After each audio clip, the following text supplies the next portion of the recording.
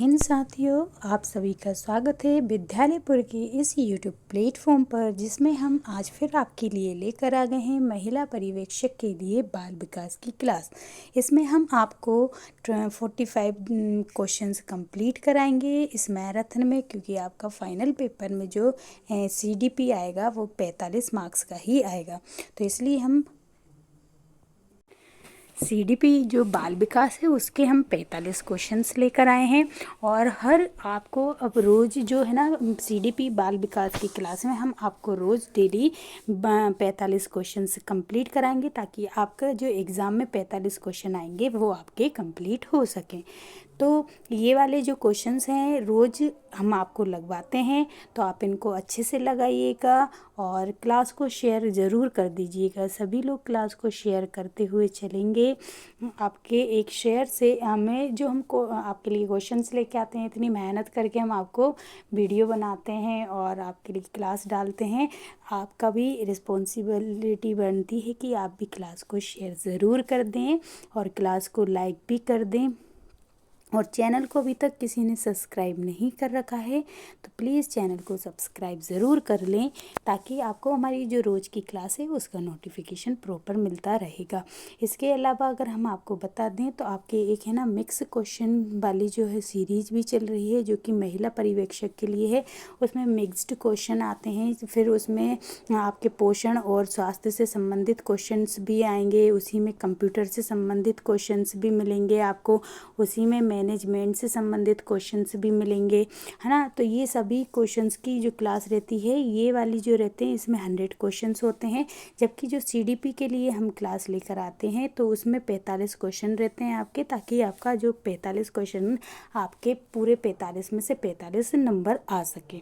तो सभी लोग क्लास को एक बार शेयर ज़रूर कर दें और अपनी हर एक क्वेश्चन को, अगर कोई भी क्वेश्चन है उसमें अगर आपको डाउट लगता है तो डाउट जिस क्वेश्चन में है उस क्वेश्चन का नंबर लिखकर आप कमेंट बॉक्स में, लास्ट में कमेंट बॉक्स में हमको वो क्वेश्चन लिख कर दे सकते हैं और हम अगली क्लास में आपके उस डाउट को पूरा कर देंगे, है ना। अगर कोई भी मिस्टेक से अगर कोई गलत आंसर लग रहा है तो उसका भी हम आपको सही करवा देंगे। तो आप क्वेश्चन नंबर डाल के डाउट वाला क्वेश्चंस भी आप कमेंट बॉक्स में लिख सकते हैं। तो चलिए अब हम हमारी क्लास को स्टार्ट कर देते हैं। कम टाइम में हम सोच रहे हैं कि आपको 45 मिनट में ही हम 45 क्वेश्चन करवा दें। तो सभी लोग जल्दी जल्दी आंसर लगाते हुए हमारे साथ साथ चलना। आप आंसर कमेंट बॉक्स में लगा सकते हैं, सभी लोग कमेंट बॉक्स में आंसर लगाएंगे। और इसकी अगर PDF चाहिए तो PDF के लिए हमारे टेलीग्राम चैनल को आप ज्वाइन कर सकते हैं, वहाँ से इसकी PDF आपको मिल जाएगी। और ये जो क्लास रहेगी ये इसमें आपको बायलिंगुअल रहेगी, हिंदी इंग्लिश दोनों में चलेगी। ठीक है, चलिए तो अब हमारी क्लास को हम स्टार्ट कर देते हैं। और हमारा फर्स्ट क्वेश्चन आज का क्या है देख लेते हैं। ठीक है, सभी लोग आंसर कमेंट बॉक्स में लगाते हुए चलेंगे। फर्स्ट क्वेश्चन है कि वह रिफ्लेक्स जो प्रारंभिक सामाजिक संबंध में मददगार होता है। बताइए, वह रिफ्लेक्स जो कि प्रारंभिक सामाजिक संबंध में मददगार होता है वो क्या होता है। रूटिंग रिफ्लेक्स कहते हैं उसको, या फिर पामर ग्रास्प रिफ्लेक्स बोलेंगे, या फिर टॉनिक नेक रिफ्लेक्स बोलेंगे, या फिर स्टेपिंग रिफ्लेक्स बोलेंगे। बताइए, सभी लोग आंसर लगाते हुए चलेंगे। ये प्रीवियस ईयर के क्वेश्चंस भी हैं इसमें, जो कि आपके एग्ज़ाम में आए हुए क्वेश्चंस हैं। तो आप लोग सभी लोग आंसर अच्छे से लगाते हुए चलेंगे और क्लास को शेयर भी करते हुए चलेंगे। चलिए सब लोग बताइए कि इसका राइट आंसर क्या हो जाएगा। तो देखिए, जो प्रारंभिक सामाजिक संबंध में मददगार होता है वह रिफ्लेक्स कौन सा कहलाता है, तो वह पामर ग्रास्प रिफ्लेक्स कहलाता है। क्या कहलाता है? पामर ग्रास्प रिफ्लेक्स कहलाता है। ठीक है, ये क्या करेगा? प्रारंभिक सामाजिक संबंध में मददगार होगा। ठीक है, चलिए नेक्स्ट क्वेश्चन देखते हैं। नेक्स्ट क्वेश्चन क्या है?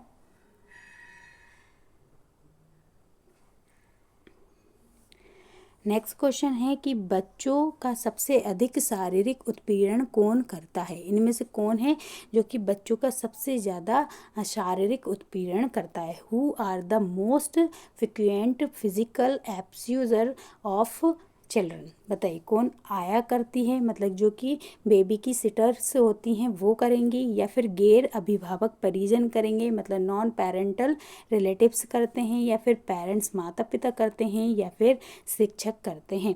बताइए सभी लोग आंसर लगाते हुए चलेंगे कि बच्चों में सबसे अधिक उनका जो शारीरिक उत्पीड़न है वो कौन करता है। आया जो कि उनको पालती हैं वो करेंगी, तो आया तो कर ही नहीं सकती हैं, ठीक है।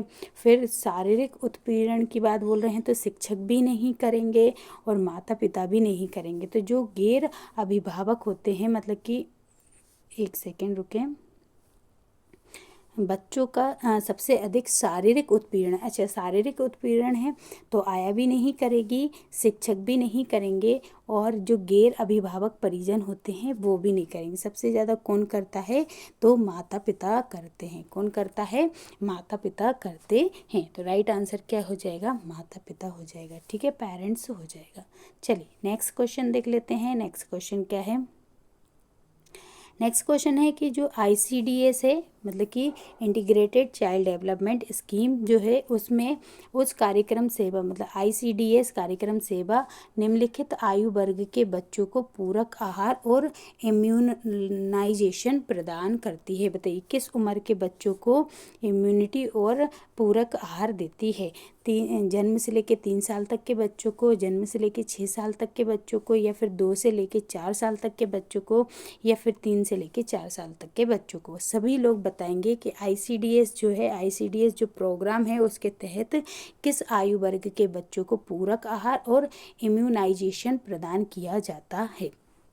सभी लोग आंसर कमेंट बॉक्स में लगाते हुए चलेंगे, ठीक है।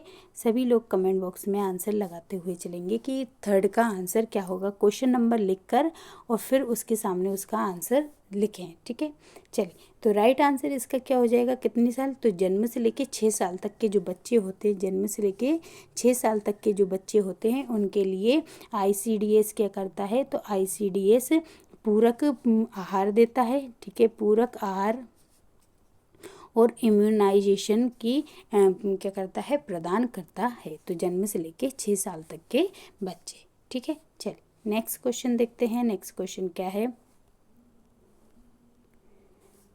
नेक्स्ट क्वेश्चन है कि गर्भ को पोषण मिलता है, कहाँ से मिलता है। बताइए फेटस गेट द न्यूट्रिशमेंट फ्रॉम। बताइए कहाँ से मिलेगा, गर्भ को पोषण कहाँ से मिलता है ना। एम्नियोटिक पुटिका से मिलेगा, या फिर अपरा मतलब प्लेसेंटा से मिलेगा, या फिर नाभिक रज्जु मतलब कि एम्बिकल कॉर्ड से मिलेगा, या फिर स्तनपान से मिलता है। सभी लोग बताएंगे कि गर्भ को पोषण कहाँ से मिलता है। बताइए सभी लोग बताएंगे गर्भ को पोषण कहाँ से मिलता है।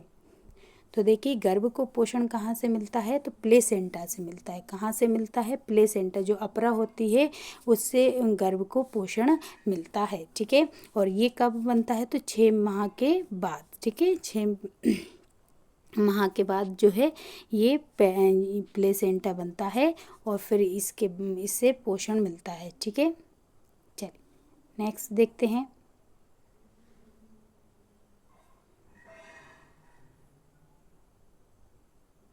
नेक्स्ट क्वेश्चन क्या है कि बोली या भाषा के विकास के पूर्व ये होता है। अगर कोई भी बच्चा है, अगर उसकी बोली का विकास हो रहा है या फिर उसकी भाषा का विकास हो रहा है, तो बोली और भाषा के विकास होने से पहले क्या होगा, पश्चिम भाषाई बाधिरता आएगी, या पूर्व भाषाई बाधिरता, या फिर मध्यम बाधिरता, या फिर गंभीर बाधिरता। बताइए बोली या भाषा के विकास के पूर्व ये होता है, क्या चीज़ होता है, पोस्ट इनग्युअल डिफेंसनेस होती है, या फिर प्री लिंगुअल डिफेंसनेस होती है, या मिड डिफ होती है, या फिर प्रोफाउंड डिफ होती है। बताइए क्या होता है। तो राइट आंसर इसका क्या हो जाएगा, याद रखें पूर्व की बात कर रहे हैं इसलिए पूर्व भाषाई बाधिरता होती है। क्या होती है, पूर्व भाषाई बाधिरता होती है। जब भी बोली और भाषा के विकास के पूर्व क्या होगी, पूर्व भाषाई बाधिरता होती है, ठीक है। चलिए नेक्स्ट क्वेश्चन देखते हैं। नेक्स्ट क्वेश्चन क्या है,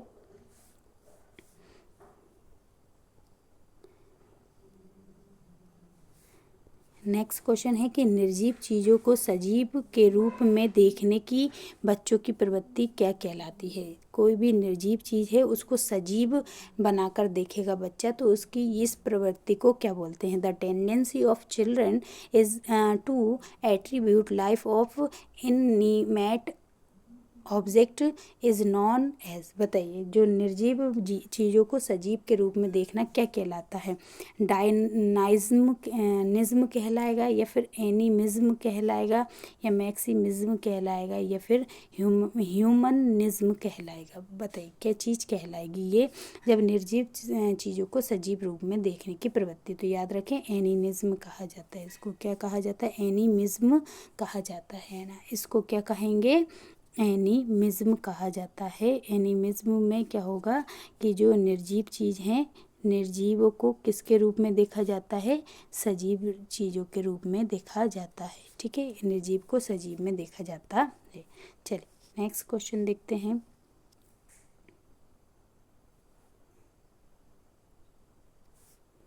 नेक्स्ट क्वेश्चन है घर आधारित कार्यक्रम है।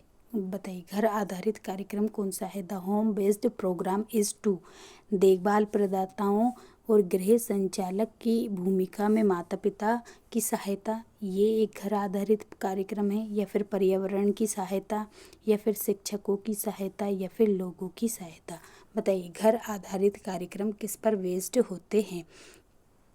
सभी लोग आंसर देते हुए चलेंगे। बताएंगे कि देखभाल प्रदाताओं और गृह संचालकों की भूमिका में माता पिता की सहायता के लिए घर आधारित कार्यक्रम होते हैं, या फिर पर्यावरण की सहायता के लिए, या शिक्षकों की सहायता के लिए, या फिर लोगों की सहायता के लिए। तो राइट आंसर क्या हो जाएगा इसमें, तो इसका राइट आंसर हो जाएगा देखभाल, जो देखभाल प्रदाताओं और गृह संचालक की भूमिका में माता पिता की सहायता के लिए घर आधारित कार्यक्रम चलाए जाते हैं। तो राइट आंसर क्या हो जाएगा इसका, फर्स्ट हो जाएगा। चलिए नेक्स्ट क्वेश्चन देख लेते हैं। नेक्स्ट क्वेश्चन क्या है।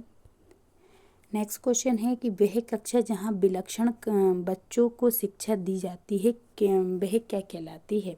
देखिए जहाँ पर विलक्षण मीन्स क्या होता है, जो एक्सेप्टेनल चिल्ड्रन होते हैं, एक्सेप्टेनल जो चिल्ड्रन होते हैं उनको क्या की जाती है, एजुकेशन प्रोवाइड की जाती है। तो ऐसे क्लासरूम को हम क्या बोलते हैं, है ना। वह कक्षा जहाँ पर विलक्षण बच्चों को क्या दी जाती है, शिक्षा दी जाती है, वो सेल्फ कैंडिडेट क्लास कहलाती हैं, या फिर रिसोर्स रूम कहलाते हैं, या फिर है ना स्पेशल रूम कहलाते हैं, या फिर रेगुलर क्लास रूम कहलाते हैं।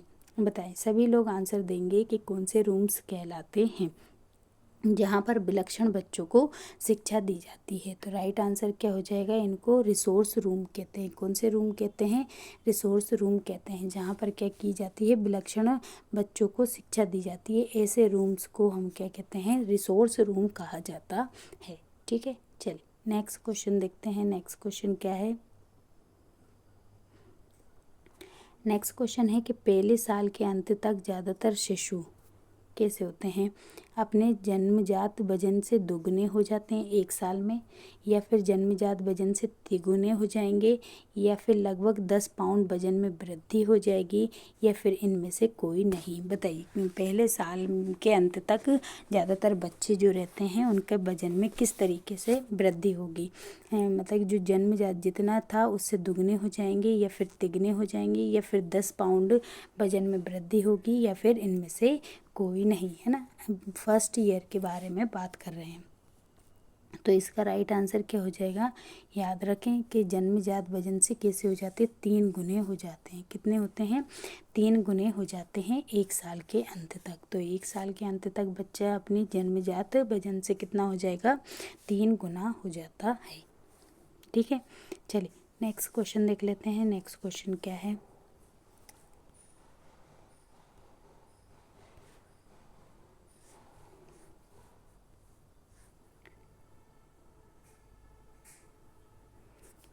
चलिए फिर से आए क्वेश्चन, घर आधारित कार्यक्रम है। अब इसमें थोड़े से चेंज कर दिए गए हैं ऑप्शन।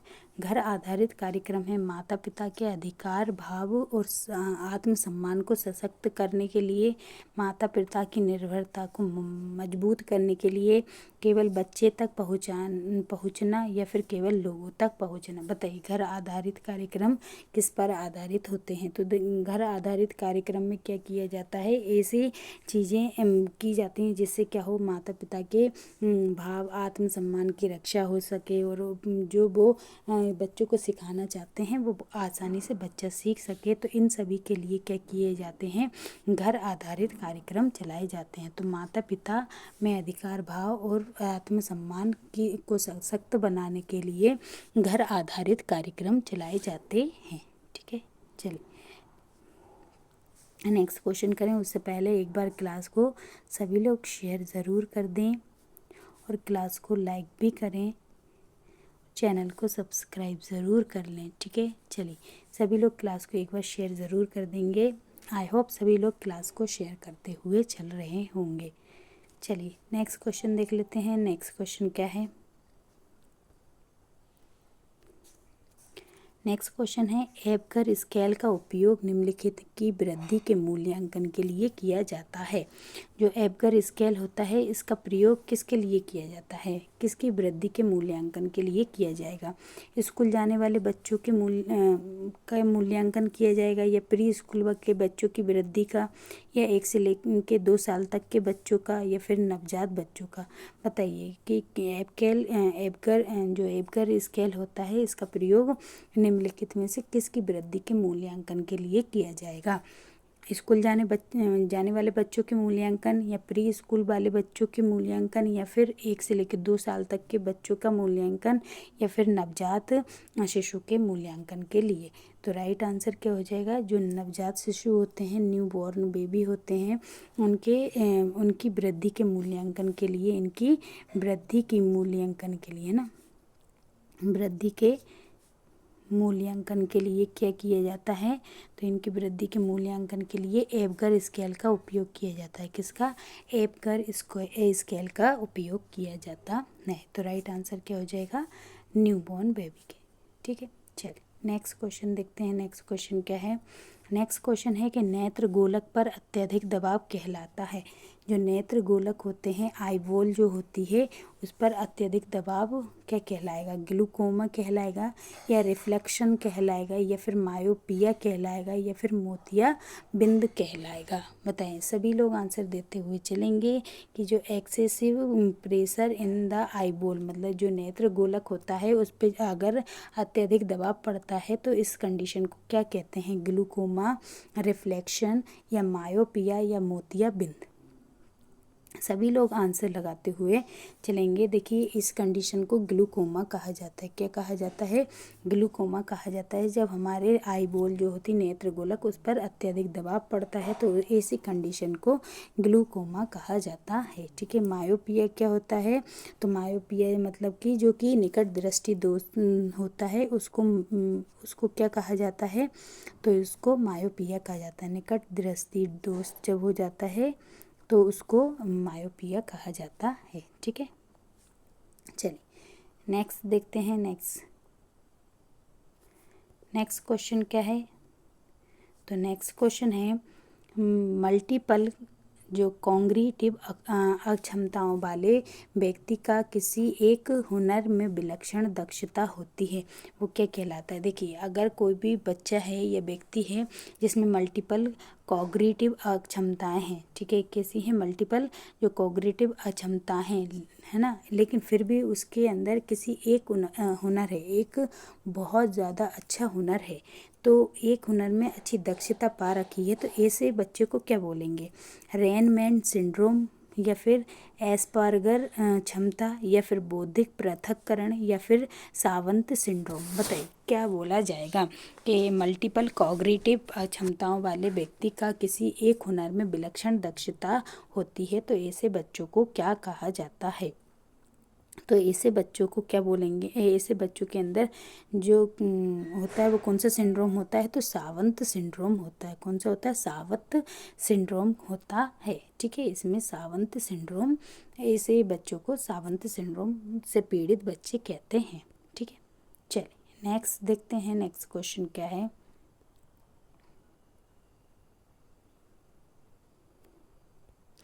नेक्स्ट क्वेश्चन है कि निम्नलिखित के दौरान बोली के विकल्प के रूप में हाव भाव का उपयोग किया जाता है। बताइए कि किस कंडीशन में निम्नलिखित या फिर कब, किस अवधि में जो बोली के विकल्प के रूप में, मतलब जब बोल नहीं पाते हैं तो उस समय हाव भाव का उपयोग करते हैं। ठीक है, बताइए किस में, शुरुआती बचपन की अवधि में, या फिर बालपन की अवधि में, या परवर्ती बचपन की अवधि में, या फिर प्री स्कूल शाला में। बताइए किस में करते हैं।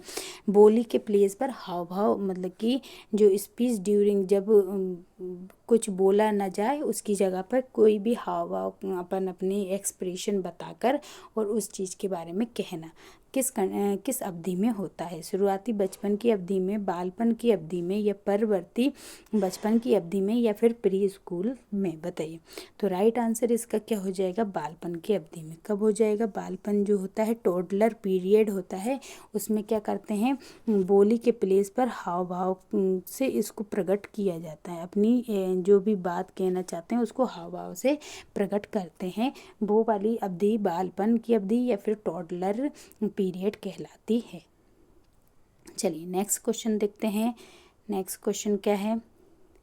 नेक्स्ट क्वेश्चन है कि इनमें से कौन माता से बच्चे में HIV संक्रमण के प्रसारित होने का सबसे सामान्य स्वरूप है। अगर एक माता से उसके बच्चे में अगर HIV के संक्रमण जा रहा है, HIV वायरस का संक्रमण जा रहा है, तो वो उसके लिए मतलब कि सबसे इजी तरीका कौन सा होगा जिसके थ्रू माता से एक बच्चे में HIV संक्रमण जा सकता है। गर्भ अवस्था के दौरान अपरा या फिर गर्भनाल के जरिए, मतलब प्लेसेंटा, और जो कि प्लेसेंटा होता है उसके जरिए जा सकता है, या फिर प्रसव के दौरान रक्त मिश्रण के जरिए जा सकता है, या फिर है ना दूध स्त्राव के दौरान स्तन दुग्ध के जरिए जा सकता है, या फिर उपरोक्त में से सभी। बताइए कि एक बच्चे माता से बच्चे में HIV संक्रमण जाने का सबसे सामान्य रूप कौन सा हो सकता है। देखिए सबसे सामान्य रूप कौन कौन सा हो सकता है, तो प्लेसेंटा के थ्रू भी जा सकता है। ठीक है, फिर प्रसव के दौरान जो रक्त मिश्रण होता है उसके ज़रिए भी जा सकता है, और जब दूध स्त्राव होता है तो उस दौरान ये स्तन दूध के जरिए भी बच्चे के अंदर ये संक्रमण जा सकता है। तो उपरोक्त सभी जो हो जाएगा इसका राइट आंसर हो जाएगा। ठीक है, चलिए नेक्स्ट देखते हैं, नेक्स्ट क्वेश्चन क्या है। नेक्स्ट क्वेश्चन है कि निम्नलिखित में से किसके कारण मस्तिष्क में घबराहट होती है एवं उससे आसन्न एवं अपेक्षित अस्वस्थता की अनुभूति होती है। बताइए किसके कारण हमारे मस्तिष्क में घबराहट होगी और हमारा मस्तिष्क जो है आसन्न हो जाएगा, अपेक्षित अस्वस्थता की अनुभूति करेगा। तो which of the following is a painful uneasiness of mind concerning and impending और anticipated ill। बताइए सबसे पहले चिंता मतलब एंजाइटी हो जाए तब, या फिर अवसाद मतलब कोई भी डिप्रेशन हो रहा हो तब, या फिर उदासीनता मतलब कि डिस्टिंट जो डिसइंटरेस्ट हो कहीं पर। ठीक है, कोई भी मतलब कि कोई काम ही नहीं करें, किसी काम मतलब कहीं पर भी इंटरेस्ट नहीं आ रहा हो किसी चीज़ में भी, उस कंडीशन में, या फिर अनहैप्पीनेस मतलब कि अप्रसन्नता के रूप में। बताइए कब हो जाएगा कि हमारे जो मस्तिष्क में घबराहट होने लगेगी और आसन्न एवं अपेक्षित अस्वस्थ रहने की अनुभूति होगी।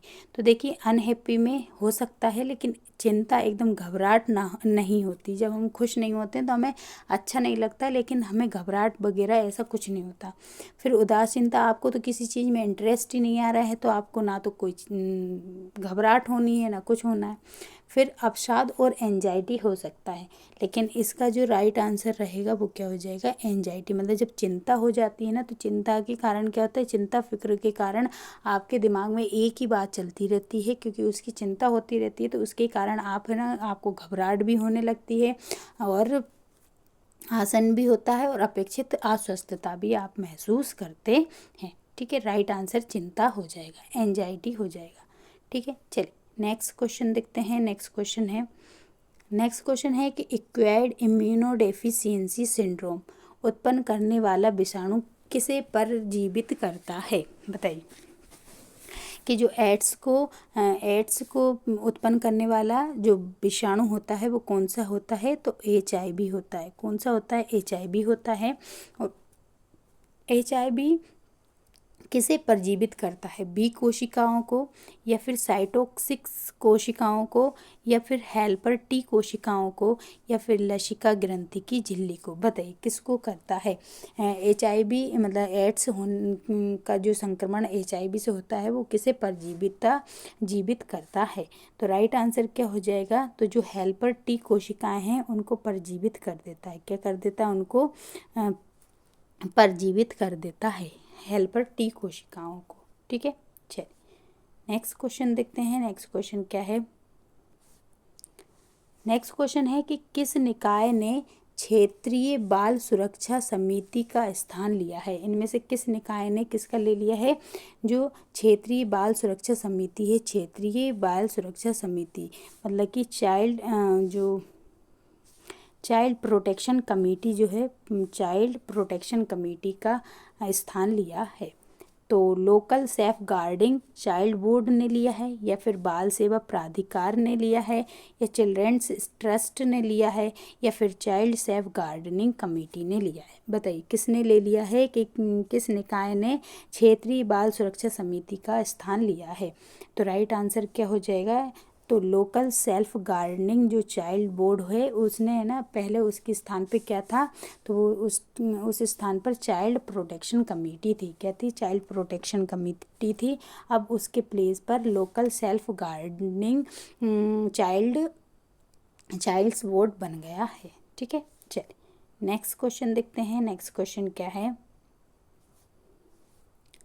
नेक्स्ट क्वेश्चन है कि प्राणी की एक विक्षोभित अवस्था जिसके साथ कुछ शारीरिक परिवर्तन और कार्य आवेग शामिल होते हैं उस विकास के रूप में निरूपित किया जा सकता है। इसमें किस प्रकार का विकास हुआ है, बताइए।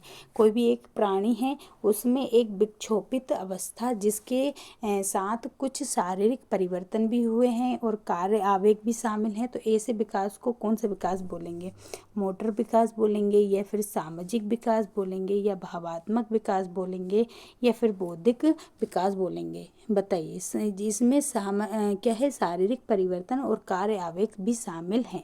तो ऐसे परिवर्तन को हम भावात्मक परिवर्तन बोलते हैं। क्या बोलते हैं, भावात्मक परिवर्तन बोलते हैं। मतलब भावात्मक इमोशनल जो विकास है, डेवलपमेंट है, वो इसको कहा जा सकता है। चलिए नेक्स्ट क्वेश्चन देखते हैं। नेक्स्ट क्वेश्चन है कि मोटर विकास निम्नलिखित पर निर्भर करता है। मोटर विकास किस पर निर्भर करेगा, मोटर डेवलपमेंट डिपेंड ऑन पेशी परिपक्वता पर, मतलब मस्कुलर मैच्योरेशन पर, या फिर हड्डियों का अस्थिरीकरण पर, ओसिफिकेशन ऑफ बोन्स पर, या अच्छा भोजन अंतःग्रहण पर, मतलब कि गुड डाइट इनटेक पर, या फिर प्रदान किए गए बेहतरीन अवसर पर, गुड अपॉर्चुनिटीज़ प्रोवाइड। बताइए मोटर विकास निम्नलिखित में से किस पर निर्भर करता है। जो मोटर विकास होता है वो किस पर निर्भर करेगा, पेशी परिपक्वता पर, हड्डियों की अस्थिरता पर, अच्छा भोजन अंतःग्रहण पर, या फिर प्रदान किए गए बेहतरीन अवसर पर। तो राइट आंसर क्या हो जाएगा इसका, पेशी, मतलब जो कि मस्कुलर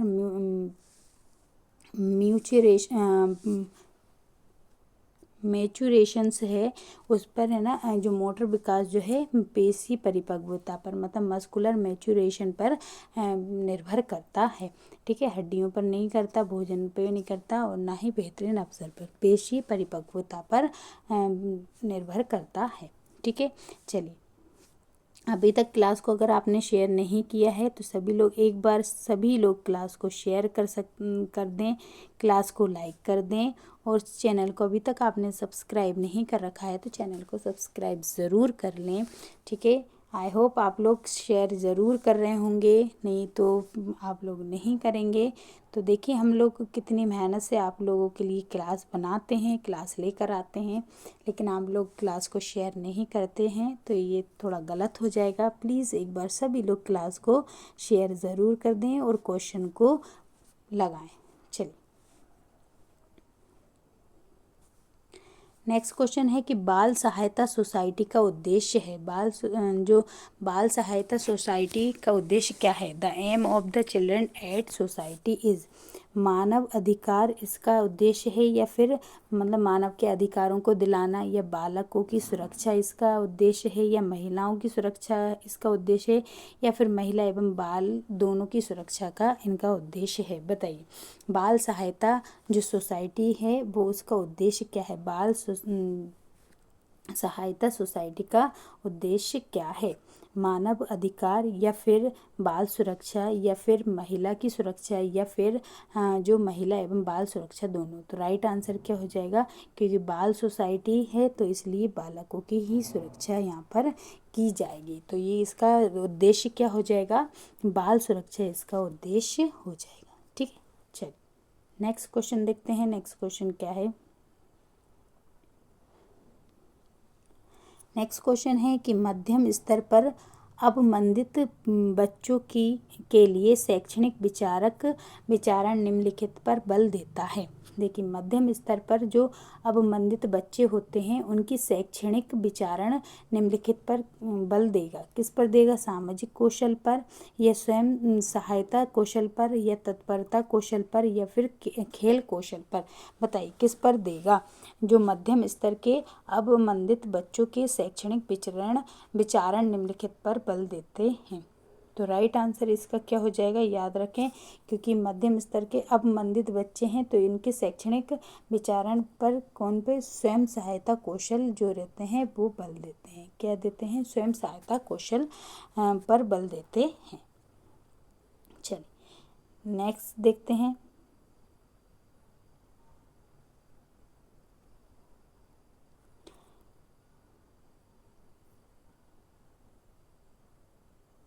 एक सेकंड रुकें। बताइए निम्नलिखित में से एक घर आधारित शिक्षक का उद्देश्य है। बताइए शिक्षण का उद्देश्य, घर आधारित शिक्षण का उद्देश्य क्या होता है। अपने बच्चों के शिक्षक के रूप में माता पिता की भूमिका के बारे में ज्ञान में वृद्धि, या फिर समुदाय के ज्ञान का विकास हो, युवाओं में ज्ञान का विकास हो, या फिर लोगों को जागरूकता विकास में मदद मिले। बताइए क्या होगा कि एक घर आधारित शिक्षण का उद्देश्य क्या होता है। जो घर पर ट्यूशन दी जाती है उसका उद्देश्य क्या होगा। अपने बच्चों के शिक्षक के रूप में माता पिता की भूमिका के बारे में ज्ञान में वृद्धि हो, या फिर समुदाय का ज्ञान में विकास हो, या फिर युवकों के ज्ञान में विकास हो, या फिर लोगों को जागरूकता विकास में मदद मिले। बताइए क्या कारण हो सकता है। तो देखिए इसका राइट आंसर क्या हो जाएगा, इसका राइट आंसर हो जाएगा जो माता पिता हैं वो अपने बच्चों के शिक्षक के रूप में माता पिता की भूमिका में जो बारे में ज्ञान की वृद्धि हो, ये इसका क्या हो जाएगा, उद्देश्य हो जाएगा एक घर आधारित शिक्षण का। ठीक है, चलिए नेक्स्ट क्वेश्चन देखते हैं। कस्तूरबा ग्राम नेशनल मेमोरियल ट्रस्ट का मुख्यालय कहाँ पर है। कस्तूरबा ग्राम गांधी नेशनल मेमोरियल ट्रस्ट का मुख्यालय कहाँ है। कोलकाता में है, बिहार में है, या फिर आंध्र प्रदेश में है, या फिर मध्य प्रदेश में है। बताइए सभी लोग आंसर लगाएंगे। The head quarter of Kasturba gram Gandhi national memorial trust, इसका जो है हेड क्वार्टर कहाँ पर है। तो राइट आंसर इसका क्या हो जाएगा, मध्य प्रदेश। मध्य प्रदेश में इसका क्या है, हेड क्वार्टर है। कहाँ पर है, मध्य प्रदेश में इसका हेड क्वार्टर है। किसका, कस्तूरबा ग्राम गांधी नेशनल मेमोरियल ट्रस्ट का। कस्तूरबा ग्राम गांधी नेशनल मेमोरियल ट्रस्ट का कहाँ पर है, मध्य प्रदेश में इसका मुख्यालय है। ठीक है। चलिए नेक्स्ट देखते हैं, नेक्स्ट क्वेश्चन क्या है। नेक्स्ट क्वेश्चन है कि अतिरंजित व्यवहार का निम्न में से कौन एक रूप है, बताइए। अतिरंजित व्यवहार का निम्न में से कौन एक रूप है? प्रतिद्वंद्विता या फिर सजा या नकारात्मकता या आक्रामकता, बताइए। अतिरंजित व्यवहार जो होता है उसके कारण कौन सा एक रूप हो जाएगा, बताइए उसका। प्रतिद्वंद्विता या फिर सजा या फिर नकारात्मकता या आक्रामकता। सभी लोग आंसर देंगे, ध्यान से पढ़ेंगे और फिर देंगे। तो राइट आंसर इसका क्या हो जाएगा, इस तरीका जो अभिरंजित व्यवहार जो रहता है ये किसका एक रूप होता है, तो नकारात्मकता का एक रूप होता है। किसका रूप होता है, नकारात्मकता, नेगेटिविटिज्म का एक क्या होता है, रूप होता है। ठीक है, चलिए नेक्स्ट देखते हैं। नेक्स्ट है कि निम्नलिखित में से कौन सा अपंग बच्चे की विकृति का एक कारण है। जो अपंग बच्चे होते हैं उनकी विकृति का एक कारण इनमें से कौन सा हो सकता है। तंत्रिका, हड्डी और मांसपेशी, या फिर केवल हड्डी या केवल मांसपेशी, या फिर हड्डी, मांसपेशी और जोड़। देखिए इन्होंने बोला है कि अपंग बच्चे की विकृति के बारे में बोला है। जो अपंग होते हैं जो बच्चे, उनकी विकृति के बारे में बोला है कि कौन से हो सकते हैं, बताएं। तंत्रिका, हड्डी या मांसपेशी, या केवल हड्डी या केवल मांसपेशी, या हड्डी, मांसपेशी और जोड़। तो देखिए अपंग बोला है तो जोड़ वगैरह जो रहते, हड्डी में कुछ दर्द हो, हड्डी टूट जाए तो भी अपंग हो जाते हैं। मांसपेशी में दरार वगैरह आ जाए तो भी अपंग, कट जाए तो भी अपंग हो जाते हैं। और जोड़ है ना, जोड़ों का दर्द वगैरह ये भी अपंगता के बारे में बताता है। नर्वस से हम जो तंत्रिका तंत्र है उसमें हम अपंगता नहीं आती, तो यहाँ पर तंत्रिका तंत्र आ गया था और इसमें केवल दिया था इसलिए नहीं। तो राइट आंसर क्या हो जाएगा इसका, राइट आंसर हड्डी, मांसपेशी और जोड़ हो जाएगा। ठीक है, चलिए नेक्स्ट क्वेश्चन देखते हैं। नेक्स्ट क्वेश्चन क्या है।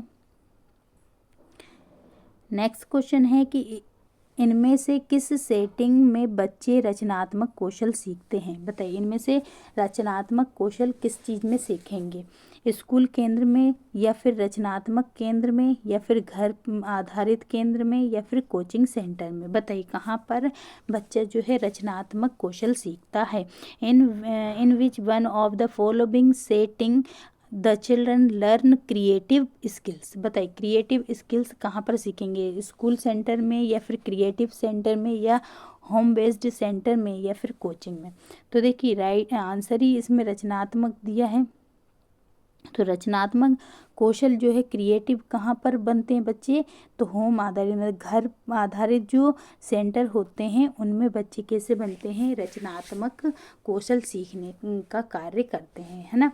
कि क्या करेंगे, रचनात्मक कौशल सीखने का कार्य कहाँ पर करते हैं, घर आधारित केंद्रों पर करते हैं। ठीक है, चलिए नेक्स्ट क्वेश्चन देखते हैं। नेक्स्ट क्वेश्चन क्या है। नेक्स्ट क्वेश्चन है कि निम्नलिखित के लिए व्हील चेयर, रैंप और विशिष्ट उपकरणों की आवश्यकता होती है, बताइए। किस चीज़ के लिए व्हील चेयर, रैंप और विशिष्ट उपकरणों की आवश्यकता होगी।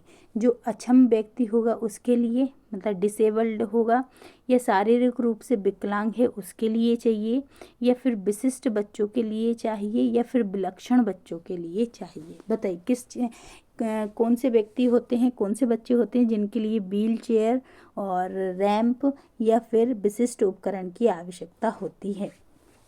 तो देखिए जो शारीरिक रूप से क्या होते हैं, विकलांग होते हैं, ऐसे बच्चों को क्या होता है जिनके पैर नहीं होते हैं तो वो व्हील चेयर पे चलते हैं। ठीक है, रैंप और विशिष्ट उपकरण, जैसे कि किसी का पैर वगैरह टूट जाता है वो नकली पैर वगैरह लगा लेते हैं, है ना। तो ये सारी चीज़ें जो रहती हैं ये किसके लिए चाहिए रहती है, जो शारीरिक रूप से विकलांग बच्चे होते हैं उनके लिए ये सारी चीज़ों की आवश्यकता होती है। तो राइट आंसर क्या हो जाएगा, शारीरिक रूप से विकलांग। ठीक है, चलिए नेक्स्ट क्वेश्चन देखते हैं कि नेक्स्ट क्वेश्चन क्या है। नेक्स्ट क्वेश्चन है कि बाल कल्याण एवं शोध ब्यूरो के उद्देश्य हैं। बाल कल्याण और जो शोध ब्यूरो होते हैं उनके उद्देश्य क्या होते हैं। बच्चों की समस्या और वैज्ञानिक अनुसंधान करना, या फिर महिलाओं के लिए पूरक आहार प्रदान करना, अनाथों के लिए राहत का विस्तार करना, या महिलाओं को चिकित्सा संबंध जो सुविधाएं उपलब्ध कराना। बताइए क्या चीज़ हो सकता है। जो बाल कल्याण जैसे child welfare and research centres जो खुलते हैं, ब्यूरोज खुलते हैं, उनका मुख्य उद्देश्य क्या होता है, उनका खुलने का मुख्य उद्देश्य क्या होता है बताइए। तो इसका जो राइट आंसर हो जाएगा वो क्या हो जाएगा, इसका राइट आंसर हो जाएगा बच्चों की समस्याएं और वैज्ञानिक अनुसंधान करना, है ना। तो जो बच्चों की समस्याओं पर क्या करना, वैज्ञानिक अनुसंधान करना, इसका मुख्य उद्देश्य होता है किसका, बाल कल्याण एवं शोध ब्यूरो का। ठीक, चलिए नेक्स्ट क्वेश्चन देखते हैं। नेक्स्ट क्वेश्चन क्या है, नेक्स्ट क्वेश्चन है कि कप पकड़ने के से पहले बेटी की सांस लेने, निगलने, स्तनपान कराने की क्षमता निरूपित करती है। बताइए कि बेटीज एबिलिटी टू ब्रीथ, है ना, स्लोस एंड शक before she can hold a cup describe. बताइए ये एक कप पकड़ने से पहले बेटी की सांस लेने, निगलने और स्तनपान करने की क्षमता निरूपित करती है।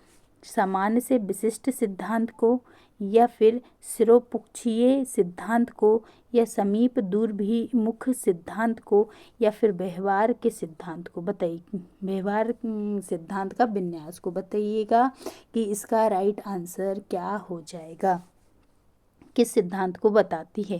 राइट आंसर क्या हो जाएगा, जो समीप दूरभिमुख सिद्धांत होता है इसको बताती है। प्रोक्सिमोडिस्टल जो प्रिंसिपल है उसको बताता है कि जब है ना कप पकड़ने से पहले बेटी मतलब कोई एक बच्चा है वो सांस लेने, निगलने और स्तनपान करने की क्षमता निरूपित करता है। ठीक है, तो ये सब समीप दूरभिमुख सिद्धांत के अंतर्गत आता है।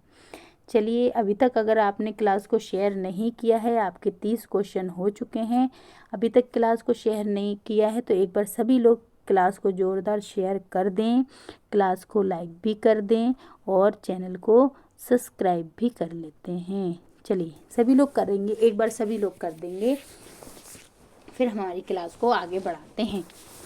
और आपको क्वेश्चंस कैसे लग रहे हैं कमेंट बॉक्स में ज़रूर लिख के बताइएगा कि आपको क्वेश्चंस कैसे लगे। और इसके अलावा अगर आप और भी क्या जो आपको 45 जो क्वेश्चंस हैं आपके, क्योंकि फाइनल पेपर में 45 क्वेश्चन ही आएंगे, इसलिए हम हर मैराथन में जो CDP की मैराथन है उसमें हम आपके लिए रोज़ 45 क्वेश्चंस ही लेकर आएंगे। तो सभी लोग आंसर्स को अच्छे से लगाएं, क्वेश्चंस को एक एक क्वेश्चन को बहुत आराम से पढ़ें, बहुत ध्यान से पढ़ें और उनके आंसर्स लगाते हुए चलें। ठीक है, चलिए सभी लोग आंसर्स लगाते हुए चलेंगे। आई होप सभी ने शेयर ज़रूर कर दिया होगा क्लास को। नेक्स्ट क्वेश्चन देख लेते हैं हम। नेक्स्ट क्वेश्चन आपकी स्क्रीन पर आ चुका है कि प्री स्कूल बच्चों की भावनाएं निम्नलिखित के जरिए मुक्त होती हैं। जो प्री स्कूल के बच्चे होते हैं उनकी भावनाएं जो हैं किसके जरिए मुक्त होंगी, निकलेंगी, किसके जरिए निकलती हैं, रिलीज होती हैं। पेग बोर्ड का प्रहार करके, या फिर पढ़ना, या ड्राइंग करके, या फिर अन्य बच्चों से बातचीत करके। बताइए जो प्री स्कूल के बच्चे होते हैं उनकी जो भावनाएं होती हैं वो किस प्रकार से भावनाएं निकलती हैं, जो कि पेग बोर्ड पर प्रहार करके, या फिर है ना पढ़कर, या फिर ड्राइंग करके, या फिर अन्य बच्चों के साथ बातचीत करके। तो राइट आंसर इसका क्या हो जाएगा, पेग बोर्ड पर प्रहार करके। जो एक बोर्ड टंगा हुआ रहता है और उससे है ना इस तरीके से एक बड़ा सा बोर्ड टंगा रहता है और इसको हैमर के द्वारा बच्चा इसमें मारता है, तो उससे क्या होता है उसकी जो प्रे रहती हैं उसको मतलब बच्चों की भावनाएं मुक्त होती हैं। ठीक है, चलिए बताइए बालपन जो टॉडलरहुड के अनुसार जो टॉडलरहुड होता है बालपन जिसको बोलते हैं, और इसमें क्या विशेषता होती है, जो बालपन की इनमें से क्या विशेषता है जिसको इंग्लिश में टॉडलरहुड कहा जाता है। ठीक है, तो डगमगाते हुए चलने की शुरुआत इसका एक विशेषता होती है, या तीव्र शारीरिक बदलाव इसकी एक विशेषता होती है, या महत्वपूर्ण रूप से बदलते हुए सामाजिक संबंध इसकी विशेषता होती है, या फिर उपरोक्त सभी। बताएं, सभी लोग आंसर लगाते हुए चलेंगे कि बालपन इनमें से बालपन की कौन सी विशेषता है।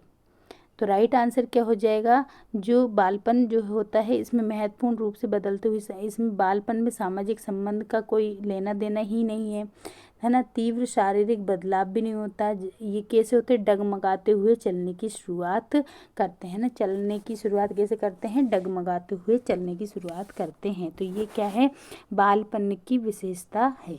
ठीक है, चलिए नेक्स्ट क्वेश्चन देखते हैं। नेक्स्ट क्वेश्चन क्या है, नेक्स्ट क्वेश्चन है ऑटिस्टिक स्पेक्ट्रम डिसऑर्डर में जब व्यक्ति अभी अभी सुने हुए शब्दों या ध्वनि की तत्काल नकल करता है, ये क्या कहलाता है।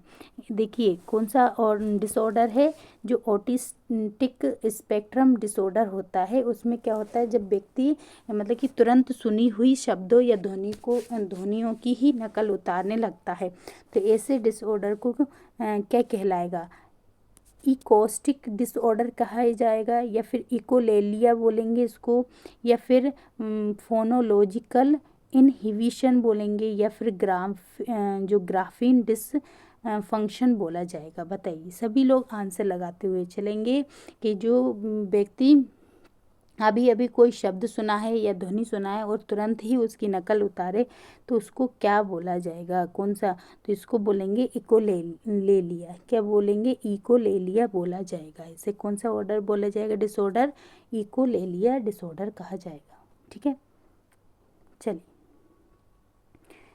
नेक्स्ट क्वेश्चन देखते हैं कि नेक्स्ट क्वेश्चन क्या है। नेक्स्ट क्वेश्चन है कि घर आधारित कार्यक्रम हो सकता है। बताइए, घर आधारित कार्यक्रम किस प्रकार का हो सकता है, अधिक प्रभावी बाल शिक्षण, या फिर निरीक्षरों द्वारा तत्परता से स्वीकार्य, या पर्यावरण केंद्रित, या फिर माता पिता द्वारा तत्परता से स्वीकार। बताइए किस प्रकार का होता है, घर आधारित कार्यक्रम जो रहता है वो किस प्रकार का होता है। अधिक प्रभावी बाल शिक्षण होता है, या फिर इसमें जो निरक्षरों को द्वारा तत्परता से स्वीकार किया जाता है, या पर्यावरण केंद्रित होता है, या फिर माता पिता द्वारा तत्परता से स्वीकार करते हैं। तो जो घर आधारित कार्यक्रम होते हैं वो माता पिता द्वारा क्या होते हैं, तत्परता से स्वीकार किए जाते हैं। ठीक है, चलिए नेक्स्ट क्वेश्चन देखते हैं।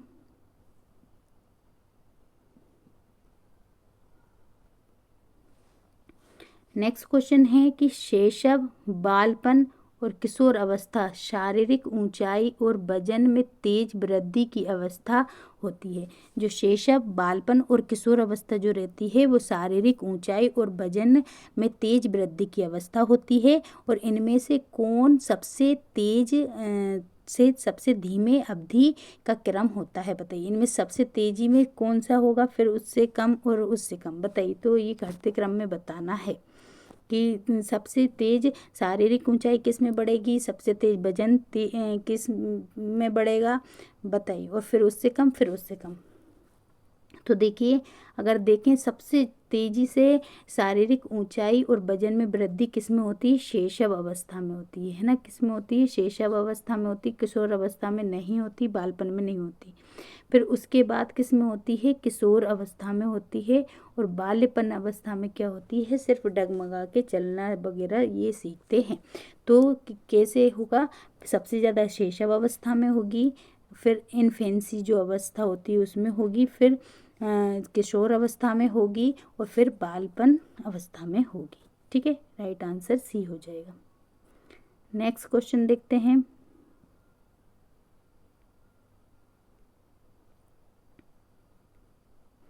चलिए नेक्स्ट क्वेश्चन देख लेते हैं। नेक्स्ट क्वेश्चन है कि जीन पिगेट के संवेदी मोटर मतलब सेंसरी मोटर अवधि का ये भी नाम इसलिए पड़ा है। बताइए, जीन पिगे जो पियाजे हैं उनका जो संवेदी मोटर मतलब सेंसरी मोटर अवधि का जो उनका सिद्धांत है उसका एक और नाम क्या है?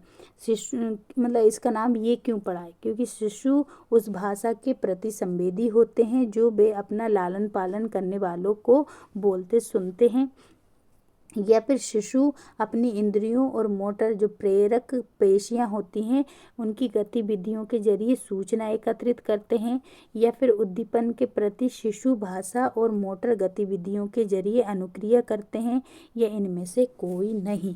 बताएं, सभी लोग आंसर लगाते हुए चलेंगे कि जीन पियाजे के संवेदी मोटर जो सेंसरी मोटर अवधि है उसका नाम मतलब अवधि का ये नाम इसलिए पड़ा है। क्यों पड़ा है? तो इसका नाम इसलिए पड़ा है क्योंकि इसमें क्या होता है, जो शिशु होते हैं शिशु और इंद्रियों और मोटर जो प्रेरक पेशियां हैं उनकी गतिविधियों के जरिए सूचना एकत्रित करते हैं, इसलिए इसका नाम संवेदी मोटर या सेंसरी मोटर पड़ा है। ठीक है, चलिए नेक्स्ट क्वेश्चन देखते हैं। नेक्स्ट क्वेश्चन क्या है? नेक्स्ट क्वेश्चन है कि निम्नलिखित में से कौन ऑर्थोपेडिक रूप से विकलांगता का एक प्रकार है? बताइए, इनमें से कौन जो है ऑर्थोपेडिक रूप से एक विकलांगता का प्रकार है? तो पोलियोमेलाइटिस, ठीक है, पोलियोमेलाइटिस है, या फिर हाइपर नेसेलिटी है, या फिर ओमिशन है, या फिर डिसोर्शन है। बताइए, डिस्टोर्शन है। बताइए क्या है कि निम्नलिखित में से कौन ऑर्थोपेडिक रूप से विकलांगता का एक प्रकार होता है? सभी लोग आंसर को लगाते हुए चलेंगे कि राइट आंसर इसका क्या हो जाएगा। तो देखिए इसका राइट आंसर क्या हो जाएगा? इसका राइट आंसर है पोलियोमेलाइटिस। जो पोलियोमेलाइटिस होता है उसमें क्या होता है, ऑर्थोपेडिक रूप से विकलांग हो जाता है बच्चा। कैसे? ऑर्थोपेडिक रूप से क्या होगा? विकलांग होगा। ठीक है, हड्डियों से संबंधित उसमें विकार उत्पन्न हो जाता है पोलियोमेलाइटिस में। ठीक, चलिए नेक्स्ट देखते हैं। नेक्स्ट क्वेश्चन क्या है? नेक्स्ट क्वेश्चन है कि युग्मनज के गर्भाशय की दीवार से जुड़ने की प्रक्रिया क्या कहलाती है? जब जाइगोट जो है गर्भाशय की दीवार से जुड़ता है उसको क्या कहा जाता है? भ्रूण निर्माण कहा जाता है, या इम्प्लांटेशन बोला जाता है, या फर्टिलाइजेशन बोला जाता है, या जाइगोट फॉर्मेशन कहा जाता है? जब जाइगोट जो है वो क्या करेगा, गर्भाशय की दीवार से जुड़ेगा तो इस प्रक्रिया को क्या कहा जाता है? एम्ब्रियो फॉर्मेशन, इम्प्लांटेशन मतलब और फर्टिलाइजेशन, या फिर जाइगोट फॉर्मेशन? तो राइट आंसर क्या हो जाएगा? इम्प्लांटेशन। क्या होगा? इम्प्लांटेशन कहा जाएगा। इसको क्या कहा जाएगा? इम्प्लांटेशन कहा जाएगा। जब जाइगोट जो है वो गर्भाशय की दीवार मतलब कि जो यूटेराइन वॉल होती है उससे जुड़ता है तो उस प्रक्रिया को हम इम्प्लांटेशन कहते हैं। ठीक है, चलिए नेक्स्ट क्वेश्चन देखते हैं।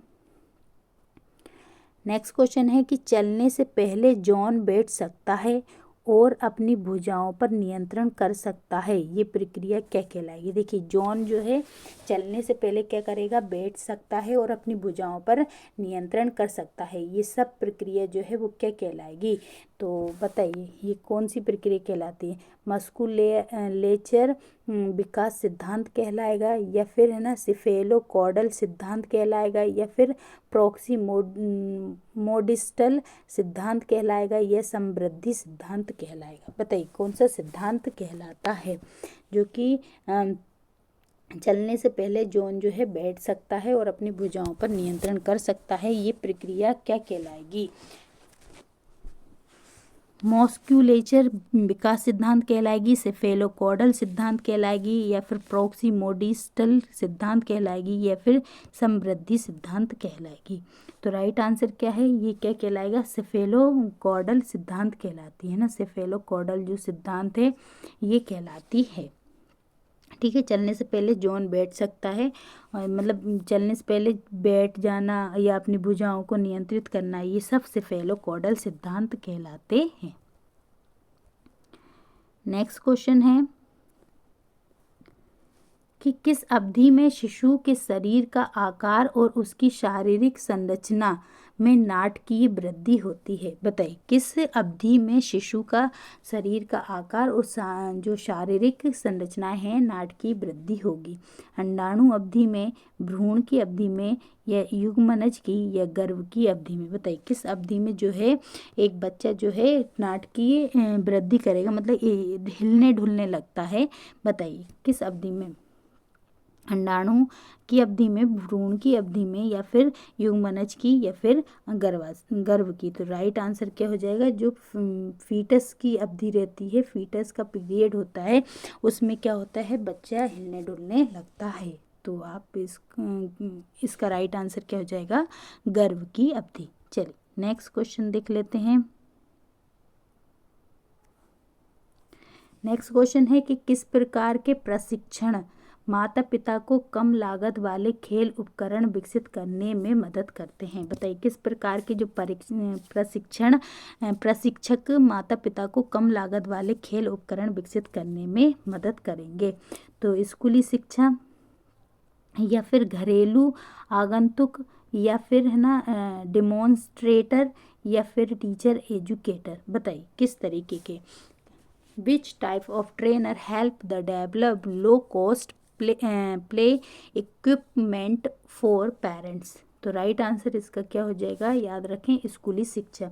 स्कूली शिक्षा जो है प्रशिक्षक माता पिता को कम लागत वाले खेल उपकरण विकसित करने में मदद करती है।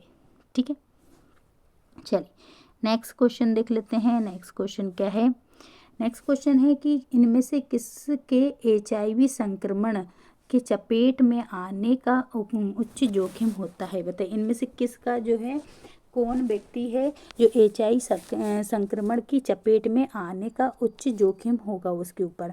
पेशेवर कर्मी का, या फिर नशीली दवाएं सेवन करने वाले का, या बार बार रक्त आदान कराने वाले व्यक्ति का, या उपरोक्त में से सभी। बताइए कौन के आ सकता है, जो इसमें से कौन है जो HIV संक्रमण की चपेट में आने का उस पर उच्च जोखिम होता है। पेशेवर कर्मी, नशीली दवाएं सेवन करने वाले, या फिर बार बार रक्त आदान कराने वाले व्यक्ति, या फिर उपरोक्त में से सभी। तो राइट आंसर क्या हो जाएगा, उपरोक्त में से सभी। राइट आंसर क्या हो जाएगा, उपरोक्त में से सभी इसका राइट आंसर हो जाएगा। चाहे वो पेशेवर कर्मी हो, वर्कर हो, या फिर नशीली दवाएं सेवन करने वाला हो, या बार बार रक्त आदान कराने वाला हो। ठीक है, चलिए नेक्स्ट देखते हैं। नेक्स्ट क्वेश्चन है कि भ्रूण की निम्नलिखित अवधि होती है। भ्रूण कितनी अवधि तक होता है, 2 से लेके 8 सप्ताह तक, 2 से लेके 14 सप्ताह तक का, या 2 से लेके 20 सप्ताह तक, या फिर 2 से लेके 24 सप्ताह तक। बताइए भ्रूण जो है वो एम्ब्रियो जो लेस्टेस फ्रॉम जो पीरियड ऑफ एम्ब्रियो का जो पीरियड है वो कितनी अवधि तक होता है, 2 से लेके 8 सप्ताह, 2 से लेके 14 सप्ताह, या फिर 2 से लेके 20 सप्ताह, या 2 से लेके 24 सप्ताह। तो भ्रूण की जो अवधि होती है वो 2 से लेकर 8 सप्ताह तक की होती है। कितनी होती है, 2 से लेकर 8 सप्ताह तक की जो अवधि होती है वो क्या कहलाती है, भ्रूण कहलाती है, भ्रूण अवस्था कहलाती है ना। 2 से लेकर 8 सप्ताह, 8 सप्ताह मतलब क्या हो जाएगा, 2 माह तक, है ना। कितने तक, 2 महीने तक की जो अवस्था होती है वो भ्रूण अवस्था कहलाती है। ठीक है, चलिए नेक्स्ट देखते हैं। नेक्स्ट क्वेश्चन क्या है, नेक्स्ट क्वेश्चन है कि सामान्य शैक्षणिक व्यवस्था में शारीरिक अक्षमताओं वाले छात्रों की गतिविधि को अधिकतम करना क्या कहलाता है। बताइए सामान्य शैक्षणिक व्यवस्था में शारीरिक अक्षमताओं वाले छात्रों की गतिविधि को अधिकतम करना क्या कहलाएगा। आरंभिक हस्तक्षेप कहलाएगा, नैदानिक शिक्षण कहलाएगा, या न्यूनतम प्रतिबंधात्मक परिवेश कहलाएगा, या फिर एकीकृत निर्देश कहलाएगा। देखिए जो सामान्य शैक्षणिक व्यवस्था में जो शारीरिक अक्षमता वाले जो छात्र रहेंगे, अगर उनकी गतिविधि को ज़्यादा करना है तो फिर उसको हम उसके लिए क्या करेंगे, आरंभिक हस्तक्षेप, नैदानिक शिक्षण, या न्यूनतम प्रतिबंधात्मक परिवेश करेंगे, या फिर एकीकरण। तो राइट आंसर इसका क्या हो जाएगा, एकीकृत किया जाएगा ना, एकीकृत करने का निर्देश दिया जाता है। तो राइट आंसर क्या हो जाएगा, एकीकृत निर्देश। चलिए नेक्स्ट क्वेश्चन देख लेते हैं। नेक्स्ट क्वेश्चन क्या है, नेक्स्ट क्वेश्चन है कि उंगली के संचालन में शामिल छोटी मांसपेशियों के उपयोग को कहा जाता है। देखिए उंगलियों के संचालन में जो छोटी छोटी मांसपेशियों का उपयोग किया जाता है तो उस उपयोग को हम क्या बोलेंगे, ग्रोस मोटर गतिविधि बोलेंगे, फाइन मोटर गतिविधि बोलेंगे, या फिर लोकोमोटर गतिविधि बोलेंगे, या फिर नेत्र हस्त समन्वय बोला जाएगा। जो उंगलियों के संचालन में शामिल छोटी मांसपेशियों के उपयोग को क्या कहा जाता है। तो जो उंगलियों के संचालन में जो शामिल छोटी मांसपेशियों के उपयोग को हम क्या बोलेंगे, फाइन मोटर गतिविधि बोलते हैं। क्या बोला जाता है, फाइन मोटर गतिविधि कहा जाता है। जो उंगलियों के संचालन में छोटी मांसपेशियों का जो उपयोग किया जाता है उसको हम फाइन मोटर गतिविधि कहते हैं। तो आज के हमारे सारे क्वेश्चन कंप्लीट हो चुके हैं। सभी लोग क्लास को एक बार शेयर ज़रूर कर दें और क्लास को लाइक ज़रूर करें। जाते समय क्लास को जो है चैनल को सब्सक्राइब ज़रूर कर लीजिएगा। और ये जो इसकी पीडीएफ है, आपको पीडीएफ कहाँ पर मिलेगी, तो टेलीग्राम चैनल से आपको इसकी पीडीएफ मिल जाएगी।